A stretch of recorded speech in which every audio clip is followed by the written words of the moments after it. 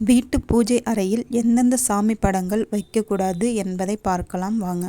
உங்கள் பூஜை அறையில் இந்த 5 சாமி படங்கள் வைக்கக்கூடாது. முதலாவதாக நடராஜன் படம் பூஜை அறையில் வைக்கக்கூடாது.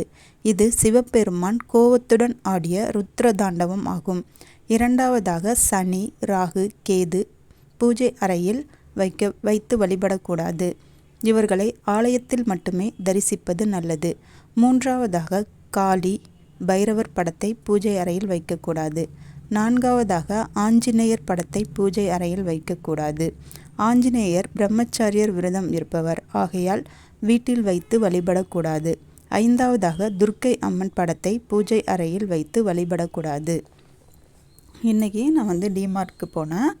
அங்கே அழகழகாக குட்டி குட்டி அகல் விளக்குகளை பார்த்தேன். அது எனக்கு ரொம்ப பிடிச்சிருந்துச்சு. ஸோ பிரம்ம முகூர்த்த பூஜையில் நம்ம அந்த அகல் விளக்கை வைக்கலான்னு ஒரு